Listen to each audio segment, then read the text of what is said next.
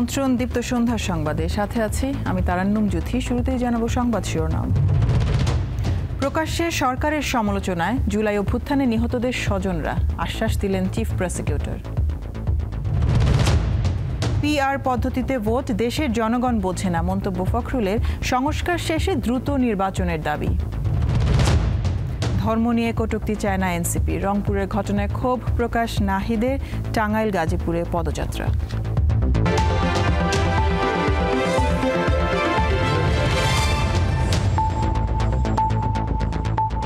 ডিসেম্বরের মধ্যেই জুলাই গণহত্যার শীর্ষ হুকুমদাতাদের বেশ কিছু মামলার বিচার শেষ হবে বলে জানিয়েছেন চিফ প্রসিকিউটর তাজুল ইসলাম। মঙ্গলবার আইন মন্ত্রণালয়ের আলোচনা সভায় তিনি কথা জানান। এতে আইন উপদেষ্টা বলেন, শেখ হাসিনা এবং তার দোসররা যে অপরাধ করেছে, 1971 সালে পাকিস্তানি বাহিনীও এত জঘন্য অপরাধ করেনি। অনুষ্ঠানে জুলাই গণহত্যার বিচার প্রক্রিয়া এবং শহীদ পরিবারকে সময় না দেয়া নিয়ে প্রধান উপদেষ্টার সমালোচনা করেন জুলাই নিহতদের স্বজনরা। জুলাই পুনর্জাগরণ অনুষ্ঠানমালার অংশ হিসেবে মঙ্গলবার রাজধানীর বিচার প্রশাসন প্রশিক্ষণ ইনস্টিটিউটে জুলাই গণহত্যার বিচার আলোচনা ও তথ্যচিত্র প্রদর্শনীর আয়োজন করে আইন, বিচার ও সংসদ বিষয়ক মন্ত্রণালয়। অনুষ্ঠানের শুরুতে জুলাই আন্দোলন দমাতে আইনশৃঙ্খলা বাহিনীর বর্বরতার চিত্র তুলে ধরা হয়। অনুষ্ঠানে জুলাই গণহত্যার বিচার প্রক্রিয়া এবং শহীদ পরিবারকে সময় না দেয়া নিয়ে প্রধান উপদেষ্টার সমালোচনা করেন জুলাই শহীদদের স্বজনরা। যাদের রক্তের উপর দাঁড়িয়ে উনি আজকে প্রধান উপদেষ্টা, এবং অপ্রিয় সত্যি হলেও বলবো, ওনার 1000 কোটি টাকার ট্যাক্স মাফ করে নিয়েছেন। উনি অলরেডি 6 মাসের দণ্ডিত আসামি ছিলেন, সেটা মাফ করে নিয়েছেন। উনি অনেকগুলো প্রতিষ্ঠানের পারমিশন নিয়েছেন আমাদের সন্তানদের রক্তের উপর দাঁড়িয়ে। এখন আমাদের মুখোমুখি হতে উনি ভয় পায় কেন? বক্তারা জানান, জুলাই গণহত্যার বিচার না হলে জনমনে বিচার বিভাগ নিয়ে অনাস্থা তৈরি হবে। আনুষ্ঠানিক বিচারের পাশাপাশি রাষ্ট্রটাকে যদি আমরা ঢেলে সাজাতে চাই, সেজন্য আমাদের প্রত্যেককে যার যার অবস্থান থেকে ভূমিকা রাখতে হবে। আর সেই পরিবর্তনটা তখনই আসবে যখন আমাদের রাজনৈতিক সংস্কৃতিতে ব্যক্তি স্বার্থ, গোষ্ঠী স্বার্থ, দলীয় স্বার্থ সরে গিয়ে জাতীয় স্বার্থ প্রাধান্য হবে। ডিসেম্বরের মধ্যে অন্তত কিছু মামলা তারা শেষ করে যাবেন, বিচার সম্পন্ন করে যাবেন, যাতে পরবর্তী সরকার এসে এই বিচারকে আর কোনোভাবে বাধাগ্রস্ত করতে না পারে। শেখ হাসিনা এবং তার দোসররা যে অপরাধ বাংলাদেশে করেছে, আমি সরি, আমার মনে হয় 1971 সালে পাকিস্তানি বাহিনী এত জঘন্য অপরাধ করে নাই। মৃতদেহ পুড়িয়ে ফেলা, আহত মানুষকে গুলি করে মেরে ফেলা, বা 71 সালে একজন গুলি খেয়েছে, তাকে ধরে পিছু নিয়ে যাচ্ছে তার বন্ধু, সেই অবস্থাকে গুলি করেছে, এরকম কোনো ফুটেজ বা এরকম কোনো বর্ণনা আমি কোনো মুক্তিযোদ্ধার বর্ণনা করি নাই। অন্যরকম নৃশংসতা থাকতে পারে, কিন্তু এরকম নৃশংসতা কল্প করি নাই। অনুষ্ঠানে চিফ প্রসিকিউটর জানান, চলতি বছর ডিসেম্বরের মধ্যেই শেষ হবে জুলাই গণহত্যার শীর্ষ হুকুমদাতাদের বেশ কিছু মামলার বিচার। এই বিচার বছরের পর বছর সময় লাগবে তা না, যেভাবে বিচার প্রক্রিয়া আগাচ্ছে, টপ কমান্ডারদের বিচার, একটা বড় অংশের বিচার আগামী ডিসেম্বরের মধ্যেই সমাপ্ত হবে বলে আমরা আপনাদেরকে আশ্বাস দিতে পারি। অনুষ্ঠানে জুলাই গণ অভ্যুত্থানে শহীদ ও মাইলস্টোন স্কুল অ্যান্ড কলেজে যুদ্ধবিমান বিধ্বস্ত হওয়ার ঘটনায় নিহতদের জন্য দোয়া করা হয়। এত বিস্তৃত পরিসরে করা হয়েছে। হেদায়েতুল্লাহ সীমান্ত, দীপ্ত সংবাদ, ঢাকা। ছাত্র জনতার আন্দোলনে রংপুরে নিহত শিক্ষার্থী আবু সাঈদ হত্যার ঘটনায় মানবতাবিরোধী অপরাধের মামলায় অভিযোগ গঠনের মধ্য দিয়ে দ্রুত বিচার শেষ হওয়ার আশা প্রসিকিউশনের। মঙ্গলবার প্রসিকিউটর মিজানুল ইসলাম এই আশা ব্যক্ত করেন। অন্যদিকে আসামিদের অব্যাহতির আবেদন ট্রাইব্যুনালে তুলে ধরেন তাদের আইনজীবীরা। ছাত্র জনতার আন্দোলনে গত বছরের 16 জুলাই পুলিশের গুলিতে নিহত হন বেগম রোকেয়া বিশ্ববিদ্যালয়ের শিক্ষার্থী আবু সাঈদ। অভিযোগের তদন্ত শেষে গত 30 জুন আনুষ্ঠানিক অভিযোগ দাখিল করে প্রসিকিউশন। ওই দিন 30 আসামির বিরুদ্ধে অভিযোগ আমলে নেয় ট্রাইব্যুনাল। মামলাটির অভিযোগ গঠনের শুনানি শুরু হয় গত সোমবার। শুনানিতে প্রসিকিউশন আসামিদের বিরুদ্ধে হত্যায় অংশ নেয়া, সুপিরিয়র রেসপন্সিবিলিটি, ঘটনা ভিন্ন খাতে নেয়ার চেষ্টা, সুরতহাল রিপোর্ট পরিবর্তন ও ময়না তদন্ত পরিবর্তনে চাপ প্রয়োগের অভিযোগ ট্রাইব্যুনালে তুলে ধরে প্রসিকিউশন। মঙ্গলবার রোকেয়া বিশ্ববিদ্যালয়ের সাবেক প্রক্টর শরীফুল ইসলাম, বরখাস্ত কনস্টেবল সুজন চন্দ্র রায় ও ছাত্রলীগ নেতা আকাশের পক্ষে তাদের আইনজীবীরা শুনানি করেন। মামলা থেকে আসামিদের অব্যাহতির আবেদন জানান তারা। পরে বিচারপতি নজরুল ইসলাম চৌধুরীর নেতৃত্বে গঠিত 3 সদস্যের বেঞ্চ শুনানি মুলতবি করে। তবে আমি আস্থাশীল যে মামলা এই শরীফুল ইসলাম যদি প্রপার ট্রায়াল অবশ্যই হবে, সেই ট্রায়ালের ভেতর দিয়ে শরীফুল ইসলাম মুক্ত হবেন বলে আমি আশা করি। একজন কনস্টেবলের সাথে রাষ্ট্রের কোনো প্রাইম মিনিস্টার অথবা অন্যান্য মিনিস্টার কথা বলতে পারেন না অথবা ইন্ধন দিতে পারেন না। ওনার বিরুদ্ধে যে অভিযোগ, সেই অভিযোগটা ডাইরেক্ট প্রুফটা নেই। প্রসিকিউশন জানায় অভিযোগ গঠন সম্পন্ন হলে মামলাটির দ্রুত বিচার শেষ হবে। ইনভেস্টিগেশনের রিপোর্টের উপর ভিত্তি করে আমরা ফর্মাল চার্জ দাখিল করেছি। আমাদের ভিডিও ফুটেজ আছে, সিসি ক্যামেরা আছে, সিডিআর আছে, আমাদের কাছে যথেষ্ট ডকুমেন্ট আছে এবং চার্জ গঠন না হওয়ার মতো কোনো উপাদান আছে বলে আমরা মনে করি না। অবশ্যই চার্জ হবে, এটা আমরা দৃঢ়তার সাথে বিশ্বাস করি। তারপরে এই সিদ্ধান্তটা সম্পূর্ণ ট্রাইব্যুনালের এখতিয়ার, শুনানির পরে ওনারা আদেশ দেন। রোকেয়া বিশ্ববিদ্যালয়ের সাবেক ভিসি হাসিবুর রশিদ, রংপুর মেট্রোপলিটন পুলিশের সাবেক কমিশনার সহ মামলায় 24 পলাতক আসামি রয়েছেন। তাদের পক্ষে বুধবার রাষ্ট্র নিযুক্ত আইনজীবীরা শুনানিতে অংশ নেবেন। মাহিদুর রহমান, দীপ্ত সংবাদ, ঢাকা। পিআর পদ্ধতি বা আনুপাতিক হারে নির্বাচন দেশের জনগণ বোঝে না। এই চিন্তা থেকে বেরিয়ে আসার আহ্বান জানিয়েছেন বিএনপির মহাসচিব মির্জা ফখরুল ইসলাম আলমগীর। জুলাই সনদ ও দ্রুত সংস্কার শেষে ফেব্রুয়ারির মধ্যে জাতীয় নির্বাচনের দাবি জানান তিনি। জুলাই গণঅভ্যুত্থানে শিশুদের ভূমিকা স্মরণে গণতান্ত্রিক পদযাত্রায় শিশু শিরোনামে মঙ্গলবার রাজধানীর বনানীতে যৌথভাবে অনুষ্ঠানের আয়োজন করে আমরা বিএনপি পরিবার ও মায়ের ডাক নামের সংগঠন। জুলাই আন্দোলনে শহীদ পরিবারের সদস্য এবং গুম হওয়া পরিবারের স্বজনরাও এতে অংশ নেন। আমাদের শিশুদেরকে অবহেলায় চোখে দেখবেন না, ওরাও রাস্তায় নেমেছিল। আমি সহ আমার আরো ভাই বোনরা এমন 12টা বছর রাস্তার দাঁড়ে দাঁড়ে বাবাকে খুঁজে আসছি, কিন্তু আমার বাবাদের কোনো সন্ধান পাচ্ছি না। দীর্ঘ প্রায় 12 বছর পেরিয়ে গেল, এখনো আমি আমার বাবার কোনো খোঁজ পাইনি। এত বছর আমরা অনেক জায়গায় গিয়েছি, কেউ আমাদেরকে কোনো সন্ধান দিতে পারেনি। অনুষ্ঠানে বিএনপি মহাসচিব বলেন, সংস্কার সহ সব উদ্যোগের কেন্দ্রে থাকতে হবে মানুষের নিরাপত্তা। আমরা রাষ্ট্রের পরিবর্তন চাচ্ছি, কাঠামোর পরিবর্তন চাচ্ছি, আমরা সংস্কার চাচ্ছি। সেই সংস্কার, সেই কাঠামো যদি আমার মানুষের সার্বিক উন্নয়নে না আসে, আমাদের এই শিশুদের ভবিষ্যৎকে নির্মাণ করতে সাহায্য না করে, তাদেরকে একটা নিরাপদ সিকিউর জীবন দিতে না পারে, তাহলে সেই সংস্কার কোনো কাজে আসবে বলে আমি মনে করি না। পরে জাতীয় প্রেস ক্লাবের স্বেচ্ছাসেবক দলের সাবেক সভাপতি শফিউল বারী বাবুর মৃত্যুবার্ষিকী উপলক্ষে আলোচনায় অংশ নেন বিএনপি মহাসচিব।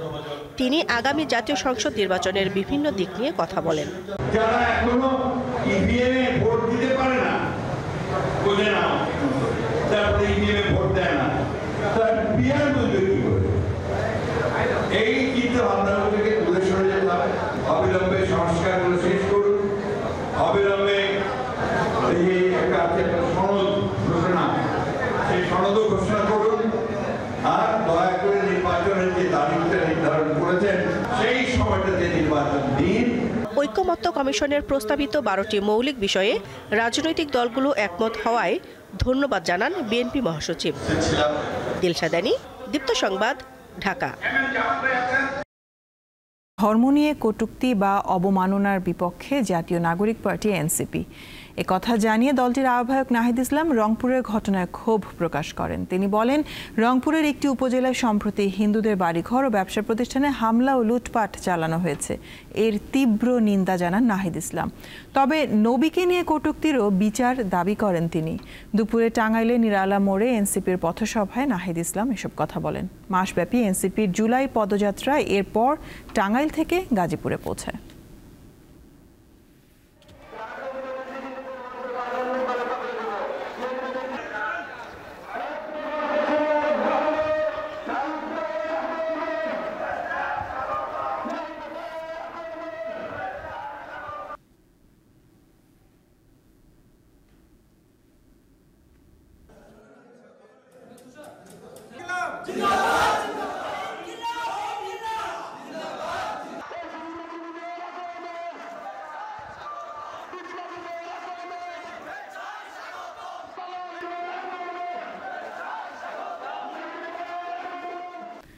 বিগত সরকারের শেষ 10 বছরে বিএনপি ও জামায়াতে ইসলামীর সঙ্গে যোগাযোগ করতে পারেনি চীন, এমন তথ্য জানিয়ে বাংলাদেশে নিযুক্ত চীনের রাষ্ট্রদূত ইয়াও ওয়েন বলেছেন, এই দুই দলের সঙ্গে যোগাযোগের ক্ষেত্রে প্রতিবন্ধকতা তৈরি করা হয়।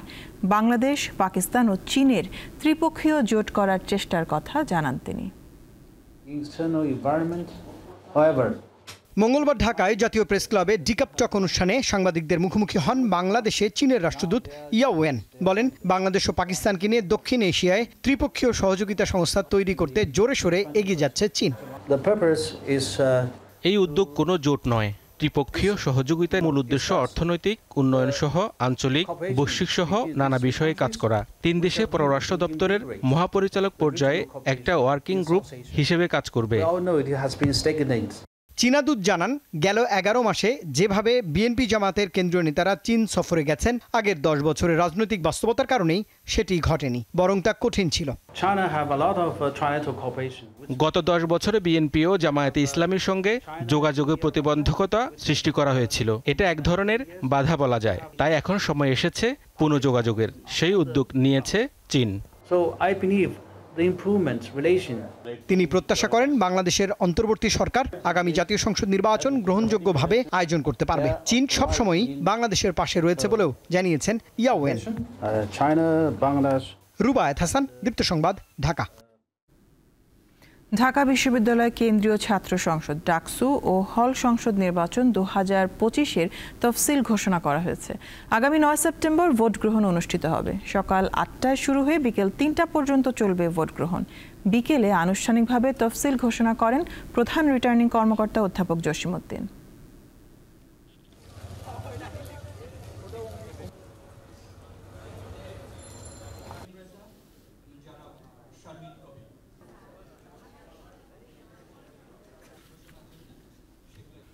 আজ বিশ্ব বাঘ দিবস। বাঘের সংখ্যা বৃদ্ধি, সুন্দরবনের সমৃদ্ধি, এই প্রতিপাদ্যে দেশে পালিত হচ্ছে দিনটি। সবশেষ বাঘ শুমারি অনুযায়ী সুন্দরবনে বাঘের সংখ্যা 125টি। আবাসস্থল নিরাপদ রাখা গেলে পরবর্তী শুমারিতে এই সংখ্যা 150 ছাড়িয়ে যাওয়ার আশা বন বিভাগের।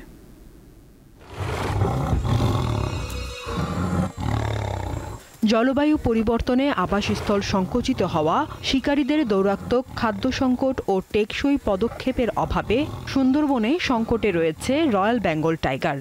গত 2 দশকে সুন্দরবনে বাঘের টিকে থাকার লড়াইটা কঠিন হয়ে পড়েছে। 2015 সালে প্রথম আদমশুমারিতে বাঘের সংখ্যা ছিল 106টি। 2018 সালে হয় 114টি, আর 2025 সালে সেই সংখ্যা দাঁড়ায় 125টিতে। তবে সুন্দরবনের বনদস্যু ও শিকারীদের তৎপরতা বৃদ্ধি পাওয়ায় বাঘ বৃদ্ধির ধারাবাহিকতা নিয়ে শঙ্কা দেখা দিয়েছে। ভোলা নদী ভরট হয়ে গেছে। ভরট হয়েছে মন্তর বন্যপ্রাণী, ধরেন শুয়ার, হরিণ, ওই বাঘ, এই সপ্তাহে লোকালে চলে আসলে আমরা এটা উদ্ধার করিয়ে দিই, আবার সুন্দরবনে ফিরিয়ে দিই। বিটিআরটি, ওয়াইল্ড টিম, সিপিজি এবং বন বিভাগকে খবর দিলে বন বিভাগ এখানে এসে এই বন্যপ্রাণী উদ্ধার করে সুন্দরবনে অবমুক্ত করে দেয় এবং বাঘ আসলে বাঘ তাড়িয়ে সুন্দরবনে ফিরিয়ে দেয়। সাধারণ পাবলিকরা কিন্তু বাঘ নিধন করে না, কিন্তু এই বাঘ কারা মারে? বাঘ মারে মূলত বনদস্যুরা। তাদের কাছে অস্ত্র থাকে, তাদের যে সেই শক্তি প্রয়োগ করে কিন্তু তারা বাঘ মারে। বন বিভাগ ও কোস্ট গার্ড জানায়, বাঘের আবাসস্থল নিরাপদ রাখতে ড্রোন ও তথ্য প্রযুক্তির সহায়তায় নজরদারি বাড়ানো হয়েছে। হরিণের পপুলেশন বৃদ্ধি পেলে কিন্তু বাঘের খাবারও বেড়ে যায়, বাঘের পপুলেশন বৃদ্ধির একটি চান্স থাকে। আর ডাকাতটা আসলে একটু খেয়াল রাখতে হবে।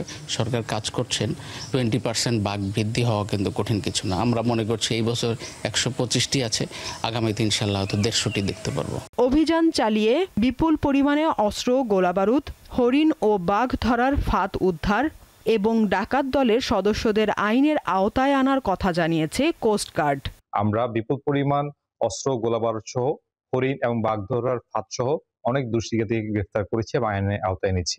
আমরা একই সাথে আমাদের সুন্দরবন সংলগ্ন এলাকাগুলোতে আমরা অ্যাওয়ারনেস প্রোগ্রাম বৃদ্ধি করেছি। সংশ্লিষ্টরা বলছেন, সুন্দরবনের পাশাপাশি উপকূলের প্রাণ ও প্রকৃতির ভারসাম্য রক্ষায় বাঘ রক্ষার বিকল্প নেই।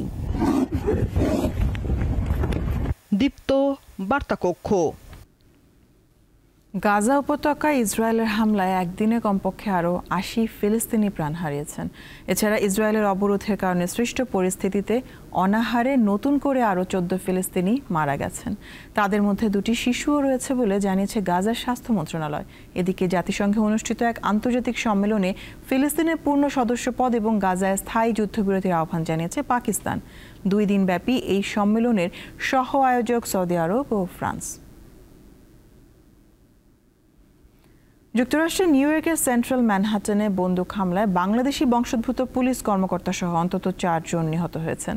এ ঘটনায় হামলাকারী নিজেও আত্মহত্যা করেছেন বলে ধারণা করা হচ্ছে। স্থানীয় সময় সোমবার এই হামলা হয় বলে সংবাদ মাধ্যম CNN জানিয়েছে। শেষ করব এখনকার দীপ্ত সংবাদ শিরোনামগুলো জানাবো আরও একবার। প্রকাশ্যে সরকারের সমালোচনায় জুলাই অভ্যুত্থানে নিহতদের স্বজনরা, আশ্বাস দিলেন চিফ প্রসিকিউটর। পিআর পদ্ধতিতে ভোট দেশের জনগণ বোঝে না, মন্তব্য ফখরুলের। সংস্কার শেষে দ্রুত নির্বাচনের দাবি। ধর্ম নিয়ে কটূক্তি চায় না এনসিপি। রংপুরের ঘটনায় ক্ষোভ প্রকাশ নাহিদের। টাঙ্গাইল গাজীপুরে পদযাত্রা। এই ছিল এখনকার মতন। আমাদের পরবর্তী সংবাদ রাত 11টায় দেখার আমন্ত্রণ রইল। দর্শক আরও তথ্য বিনোদনের সংবাদ জানতে যুক্ত থাকুন দীপ্ত টিভির ডিজিটাল প্ল্যাটফর্মগুলোতে। ধন্যবাদ সবাইকে।